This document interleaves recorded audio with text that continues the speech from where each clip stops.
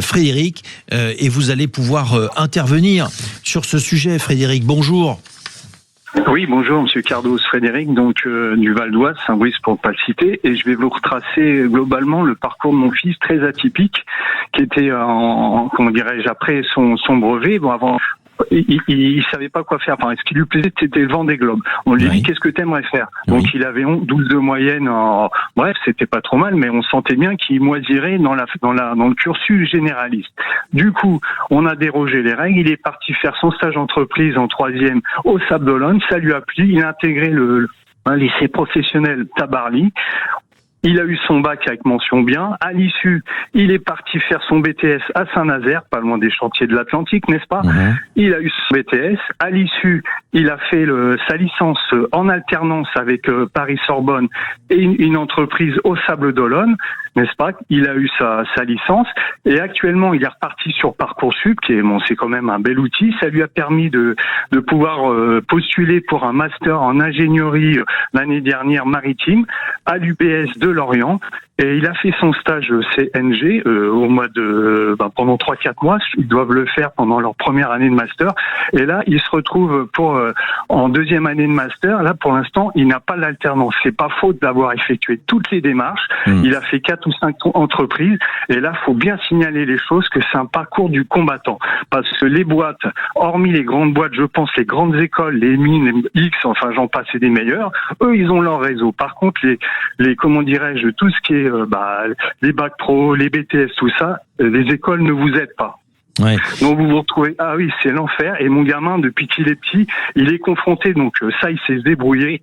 Il n'y a aucun problème. Mais à un moment donné, là, pour l'instant, c'est pas dit qu'à la rentrée, il est son alternance. Voilà. Il est sur le chemin, il est sur le marché du travail depuis quand? Là, c'est tout frais, en fait, s'il cherche une alternance pour la rentrée.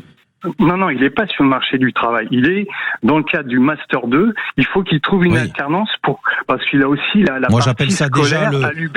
Moi, j'appelle ça déjà un petit peu le marché du travail, mais vous avez raison.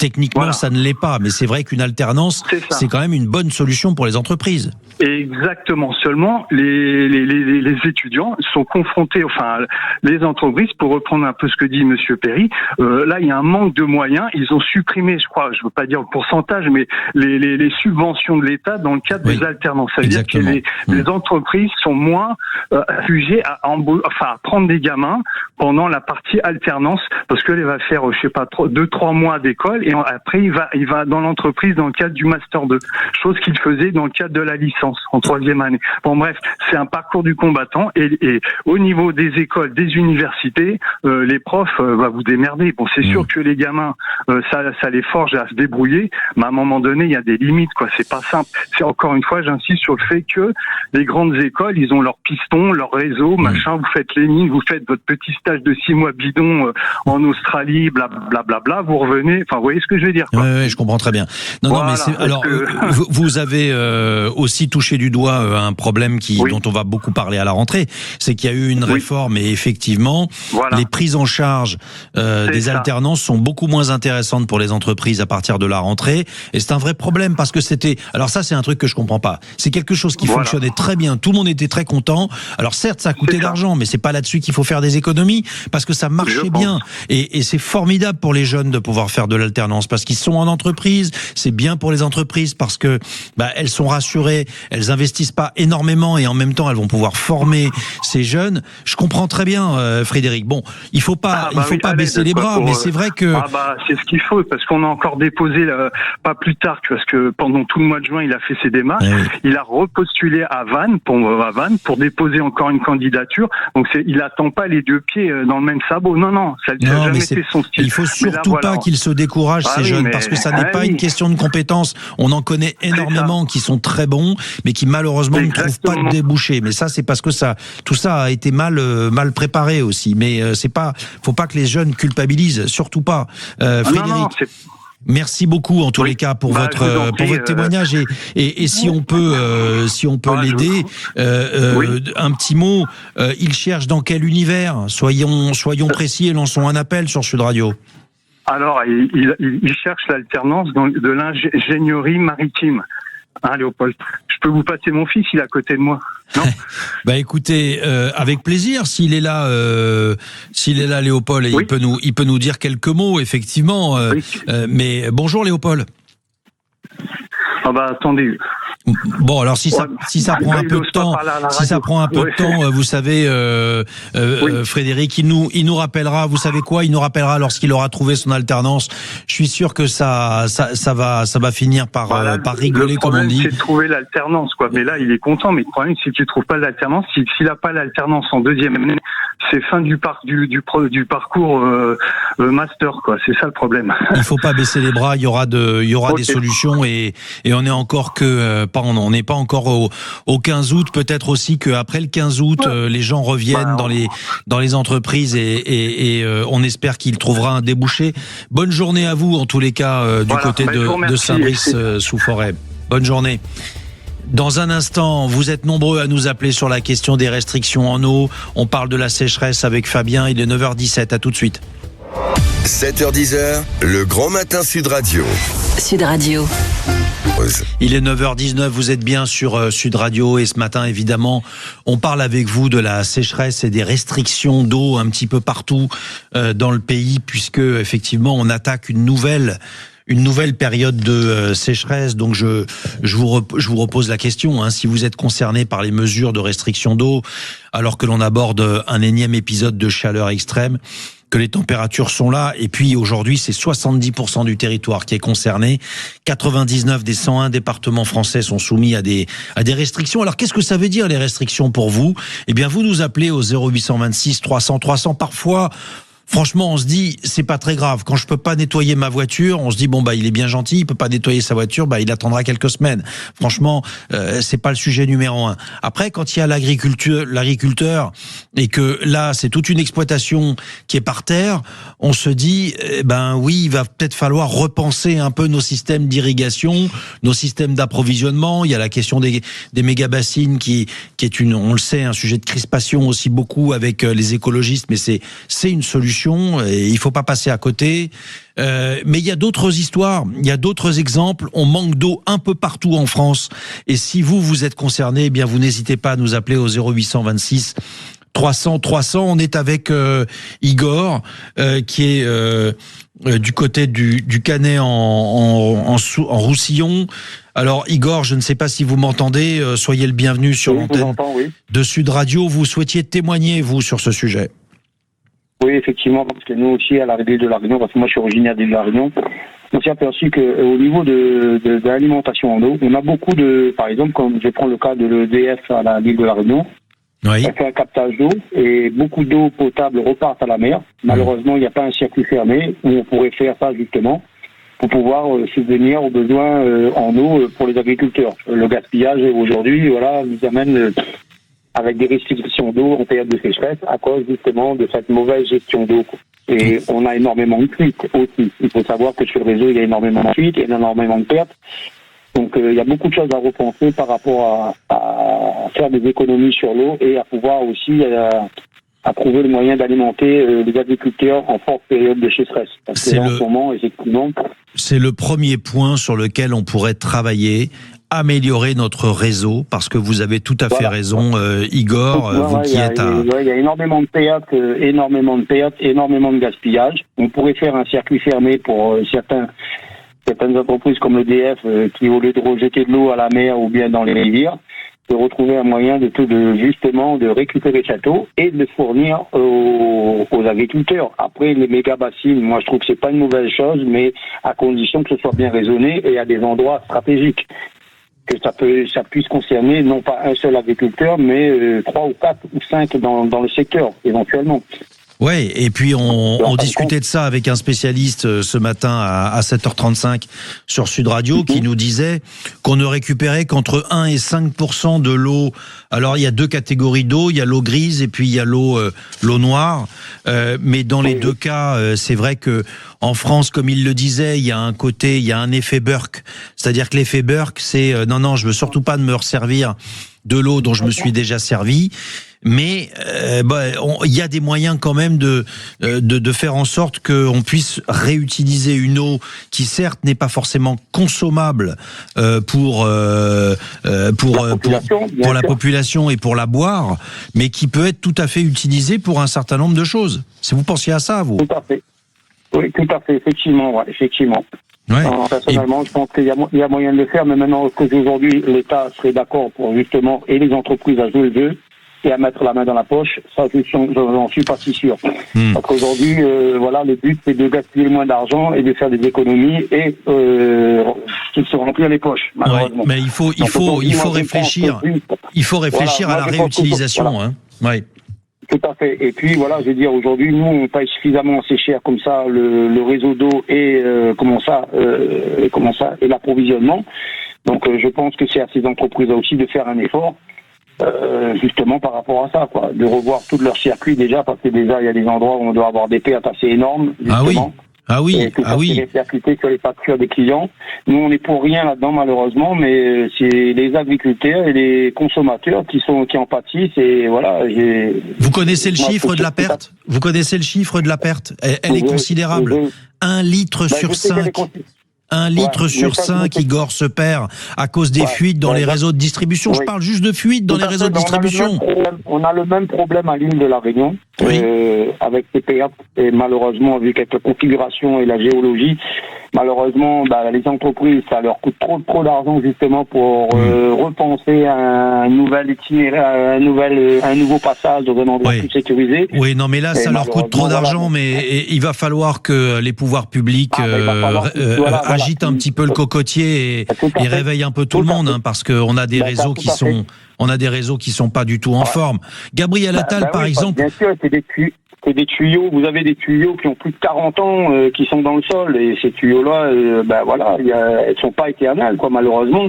Et aujourd'hui, avec la pétrochimie, on a quand même des tuyaux qui sont capables de durer un peu plus que les modèles qu'on avait dans les années 60, 50 et 80. Donc aujourd'hui, avec la technologie qui a un peu évolué dans la pétrochimie, donc on peut avoir des tuyaux qui peuvent durer plus de vingtaine d'années, quoi. Ouais, donc il faudra peut-être que eux, vous pensez quelque part, ils fassent un gros effort par rapport à ça, et que c'est pas à nous de payer encore leurs installations qui ont été faites et à une ancienne époque, et voilà, quoi. C'est pas vous avez tout à fait raison.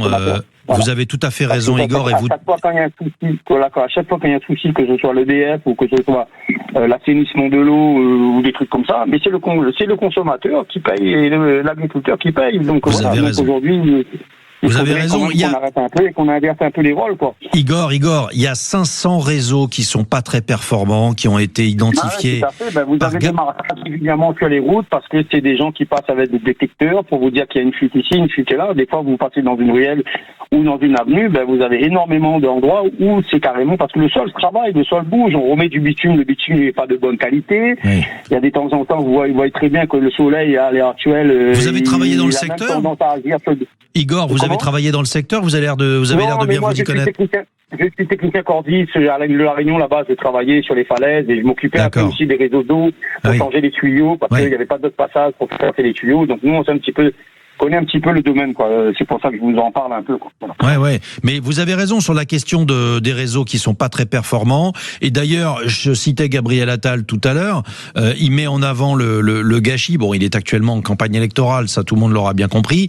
Il propose un plan de financement clé en main aux communes et intercommunalités, parce que c'est vrai que en France, ce sont les communes qui gèrent les réseaux d'eau. Et c'est très bien d'ailleurs qu'elles aient cette compétence.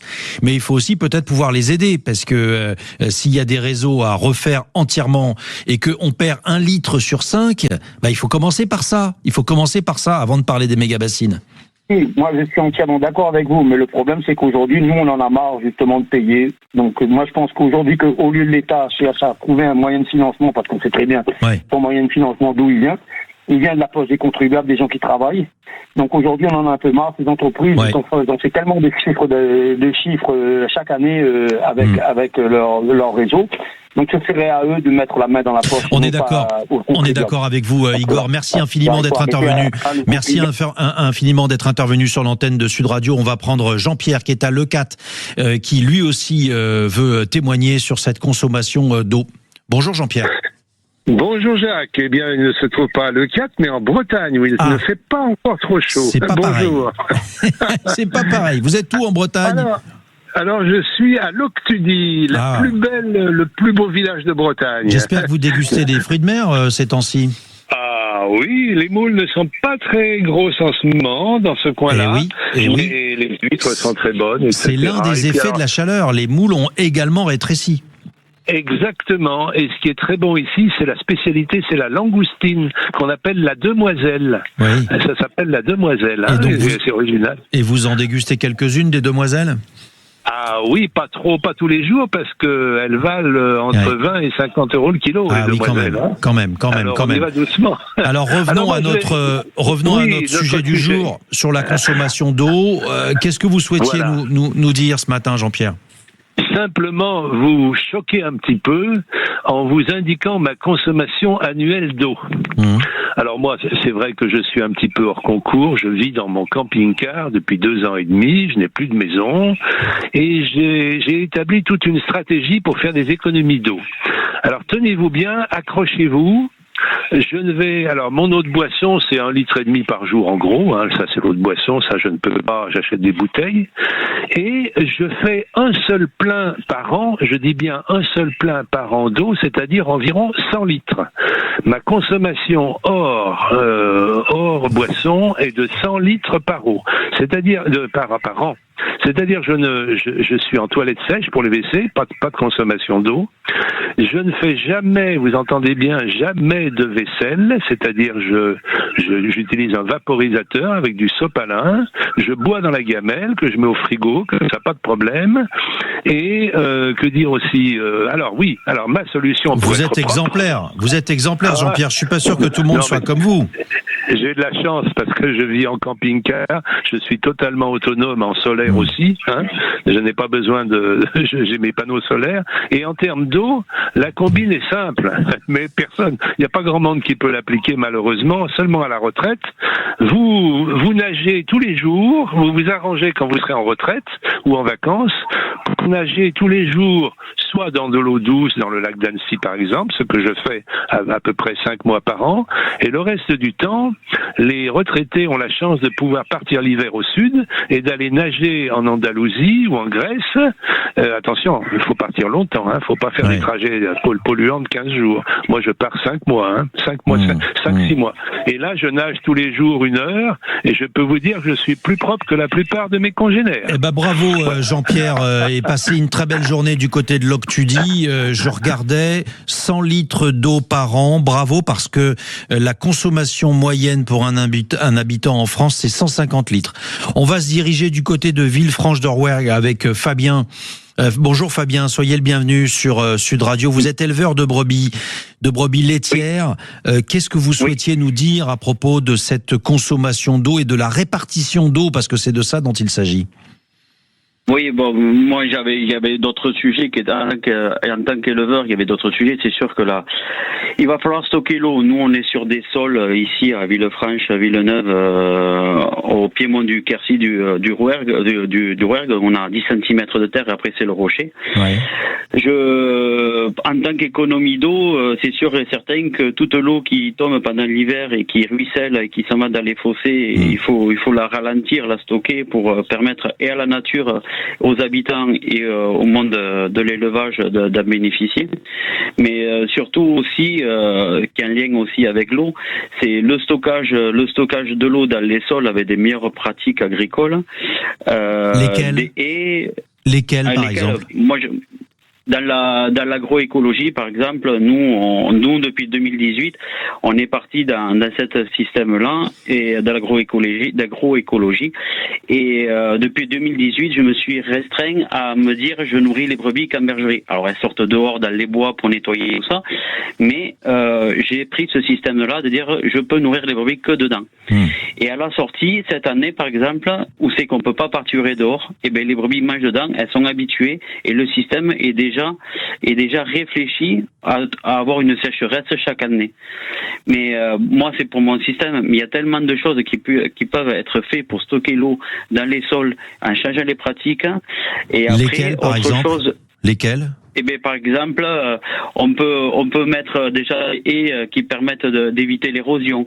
On peut implanter dans des prairies, on peut implanter des céréales qui permettent d'augmenter le volume et de faucher plus tôt au printemps, et donc de se créer une coupe supplémentaire, Oui. Après, autre chose aussi qui m'a un peu dérangé quand il y a eu le représentant de la FDSEA qui est passé hier ou avant-hier, je sais plus, qui expliquait qu'il n'y avait plus d'argent dans les fermes. La sécheresse, elle est là rien que depuis mars, avril. Nous, on a eu des coups de chaud déjà fin mars et en avril.